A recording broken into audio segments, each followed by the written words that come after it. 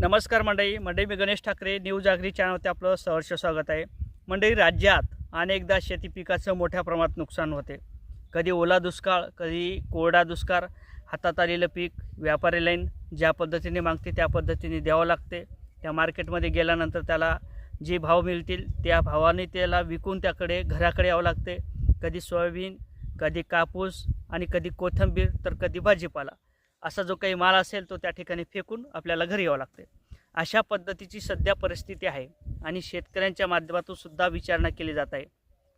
नागपूर गोवा महामार्ग सध्या सुरू झालेला आहे, त्याचं मोजमापन सुरू झालेलं आहे आणि यामध्ये शेतकऱ्यांच्या माध्यमातून मोठ्या प्रमाणात विरोध होताना दिसत आहे। परभणी जिल्ह्यातील शेतकऱ्यांचं म्हणणं आहे, तुम्ही हुकुमशाही करत आहात। मुख्यमंत्री फडणवीस साहेब, आता जे काही इंग्रजांच्या काळात हुकुमशाही झाली नव्हती ती तुम्ही आता करत आहात, अशा पद्धतीची विचारणा शेतकऱ्यांच्या माध्यमातून केली जात आहे। शेतकऱ्यांचं मत तरी काय आहे आणि शेतकऱ्यांचं म्हणणं तरी काय आहे या विषयावरती आपण या व्हिडिओच्या माध्यमातून माहिती घेणार आहोत। परभणी जिल्ह्यातील शेतकऱ्यांचं काय म्हणणं आहे, शक्ती महामार्ग पीठ हे होऊ देणार का, त्याचा विरोध का केला जाते, शेतकऱ्यांना काही पैसे पाहिजेत का, अनेक प्रश्न आहेत आणि त्याचंच उत्तर आपण या व्हिडिओच्या माध्यमातून घेण्याचा प्रयत्न करणार आहोत। तर मंडळी, मी गणेश ठाकरे रोकठोक या चॅनलवरती आपलं सहर्ष स्वागत आहे।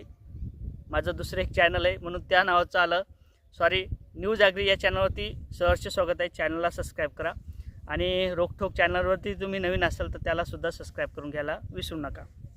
मंडळी, ज्या अर्थी शेती पिकाचं मोठ्या प्रमाणात नुकसान होते, एखाद्या वेळेस ओला दुष्काळ येतो तर एखाद्या दिवशी कोरडा दुष्काळ येतो। अनेकदा शेतकऱ्यांच्या हातात आलेलं पीक उद्ध्वस्त होते, सोयाबीनला भावसाला कापसाला भाव मिळत नाहीत, हातात आलेलं पीक व्यापाऱ्याला ज्या पद्धतीने मागते त्या पद्धतीने त्याला टाकून घराकडे यावं लागते। अनेक प्रश्न आहेत आणि त्यामध्ये सरकारकडे कुठंतरी एक आशेने बघितल्या जाते। सरकार आपल्याला काहीतरी देईल, शेतकऱ्यांना भरघोस मदत करेल असं वाटते, परंतु तसं होताना दिसत नाही। शक्ती महामार्ग पीठ नागपूर आणि गोवा हा जो काही चालू आहे त्यामध्ये शेतकऱ्यांच्या माध्यमातून मोठ्या प्रमाणात विरोध होताना दिसत आहे। परभणी जिल्ह्यातील शेतकरी रस्त्यावरती उतरलेले आहेत। महिला असतील, लहान मुलं असतील, शाळेतील लेकरं असतील, वयस्कर माणसं असतील, असे सगळे लोक त्या ठिकाणी जवळपास 3 दिवस झाले रस्त्यावरती उतरलेले आहेत आणि या शेतकऱ्यांना रातच्या 2 वाजता 12 वाजता नोटिशी देण्याचं काम सरकारच्या माध्यमातून होताना दिसत आहे। त्या ठिकाणी प्रशासन असेल ते काम करताना दिसत आहे। रातच्या 2 वाजता 12 वाजता त्या ठिकाणी घराला नोटिशी चिटकवण्याचं काम सुरू झालेलं आहे असं त्या ठिकाणच्या शेतकऱ्यांचं म्हणणं आहे। आणि आम्ही मंदिरावरती कोणत्या प्रकारचा नवरदेवालासुद्धा बोट घालून देऊ जाऊ देत नाही, परंतु अधिकारी त्या ठिकाणी मंदिरावरती येतात, बूट घालून त्या मंदिरावरती जातात, अशा त्या ठिकाणच्या शेतकऱ्यांचं म्हणणं आहे। तुम्हाला आम्ही सत्तेत बसवलं, तुम्हाला आम्ही खुर्ची दिली, तुम्हाला आम्ही हार टाकला, तुमच्या अंगावरती गुलाल टाकला आणि अशा पद्धतीने जर तुमचं सरकार येत असेल तर तुम्ही हुकुमशाही करत आहात असं देखील शेतकऱ्यांचं म्हणणं आहे। फडणवीस साहेब कुठंतरी हुकुमशाही करत आहेत। इंग्रजाच्या काळातसुद्धा ती हुकुमशाही झाली नाही, छत्रपती शिवाजी महाराजांच्या काळातसुद्धा तशी हुकुमशाही छत्रपती शिवाजी महाराजांनी होऊ दिली नाही। त्या छत्रपती महाराजांचं तुम्ही नाव घेता आणि त्या शेतकऱ्यांना मातीत मिसळण्याचं काम हे सरकारच्या माध्यमातून मुख्यमंत्री फडणवीस यांच्या माध्यमातून होताना दिसत आहे असं देखील शेतकऱ्यांचं म्हणणं आहे।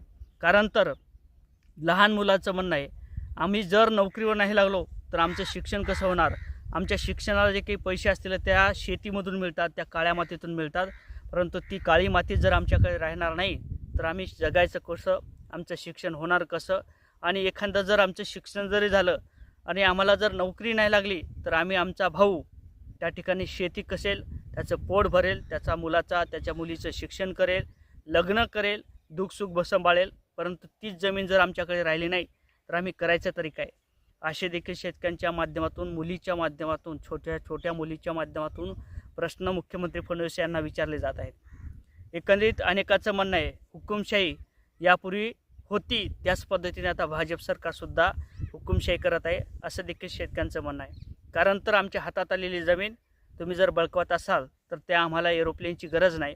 तुम्ही अनेकदा एखाद्या विमानाचा त्या ठिकाणी प्रकल्प करायचा, त्यासाठी तुम्ही जमिनी बळकावता। अनेकदा काय होते, एखाद्या वेळेस तुम्ही मिल उभी करायची, त्या देखील मिलसाठी तुम्ही शेतकऱ्यांची जमीन बळकावता। अनेक उद्योगपतीला त्या ठिकाणी जमीन दिली जाते, अनेक उद्योगपतीच्या माध्यमातून तुम्हाला फंड मिळतो, असे सुद्धा शेतकऱ्यांचं म्हणणं आहे। आम्हाला शक्ती महामार्ग नको आहे असं सुद्धा शेतकऱ्यांचं म्हणणं आहे। कारण तर आमच्या जमिनीवरती तुम्ही रोड करणार आणि त्या रोडच्या माध्यमातून टॅक्स उघडणार, टॅक्स घेतला जातो आणि त्या टॅक्सच्या माध्यमातून सरकारची तिजोरी भरली जाते, परंतु आमच्या पदरात काहीच पडत नाही. तुम्ही 4 पैसे देणार, 10 लाख देणार, 20 कोटी देणार, 25 कोटी देणार, परंतु ते आम्हाला पैसे नको असं देखील शेतकऱ्यांचं म्हणणं आहे. त्या जमिनीच्या बदल्यात आम्हाला जमीन द्या असं देखील शेतकऱ्यांचं म्हणणं आहे. कारण तर जमीन ही कायमस्वरूपी राहते. आपल्या आजोबापासून, पणजोबापासून, खापर पंजोबापासून त्या जमिनीने आपल्याला जगवलं, त्या जमिनीने आपल्याला मोठं केलं. तुम्ही जरी अधिकारी असाल, आज मुख्यमंत्री जरी असतील, तर त्या जमिनीपासून तुम्ही वरी आलेत, त्या मातीला विसरता कामी नाही. अनेकदा प्रश्न विचारले जात आहेत. शेतकऱ्यांचं म्हणणं आहे आम्हाला कोणत्या प्रकारचं त्या ठिकाणी पैसे नको, पैसे जर 4 दिवस टिकतील, परंतु जमीन ही आमची कायमस्वरूपी आहे असं देखील शेतकऱ्यांचं म्हणणं आहे. अनेकदा शेतकऱ्यांच्या माध्यमातून विचारलं जाते सोयाबीनच्या भावाचं काय झालं, कापसाच्या भावाचं काय झालं.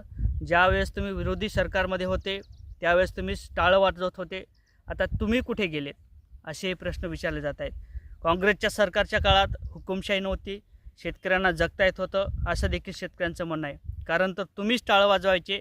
तुमच्या काळात 6,000 रुपये भाव त्यावेळेस तुम्ही मागायचे, परंतु आज त्या सोयाबीनला 4,000 रुपये भाव आहेत असं सुद्धा म्हणणं आहे. त्यावेळेस 6,000 रुपये होता आणि तुमच्या सरकारच्या काळात 4,000 रुपये भाव आहे. तुम्ही बाहेर देशातील माल खरेदी करता, टेरिफ्स लावता. आपला माल, आपल्या शेतकऱ्यांचा माल बाहेर जर देशात विकायला गेला तर त्या ठिकाणी 18% टेरिफ्स लावला जातो अमेरिकेच्या माध्यमातून, परंतु त्या अमेरिकेचा माल आपल्या भारतात जर आला तर मात्र त्याला 0% टक्केवारी लावली जाते, टेरिफ लावला जातो असे देखील शेतकऱ्यांचे म्हणणं आहे. नेमकं चाललं काय, शेतकऱ्यांना जगू द्यायचं की नाही, मरू द्यायचं हा तुमचा निर्णय असणार आहे, परंतु शेतकरी जमीन देणार नाही अशी देखील ठाम भूमिका परभणी जिल्ह्यातील शेतकऱ्यांची आहे. कारण तर काळी माता आम्ही विकणार नाही, आमच्या हातात आलेलं पीक आम्ही जाऊ देणार नाही, आमची माता आम्ही सोडणार नाही असे देखील म्हणणं आहे. आणि जर तुम्ही जे 500-600 त्या ठिकाणी पोलीस उभे केले, त्यांनी जरी आम्हाला गोळ्या जरी झाडल्या बंदुकीच्या, तरी देखील आम्ही आमची जमीन सोडणार नाही असं सुद्धा शेतकऱ्यांचं म्हणणं आहे. परभणी जिल्ह्यातील अनेक प्रश्न आहेत शेतकऱ्यांचे, या शेतकऱ्याच्या प्रश्नावरती कोणी बोलायला तयार नाही. मीडिया असेल ते थोड्या प्रमाणात दाखवते, परंतु राज्य सरकार जे महामार्ग करत आहे ते काही व्यापारी लाईनसाठी करत आहे का, शेतकऱ्यांसाठी करत आहेत का, आणि शेतकऱ्यांच्या पदरात काय पडणार, अनेक प्रश्न आहेत. या संदर्भात नेमकं तुम्हाला काय वाटते कमेंट करा. व्हिडिओ आवडला तर लाईक आणि शेअर करायला सुद्धा विसरू नका. जय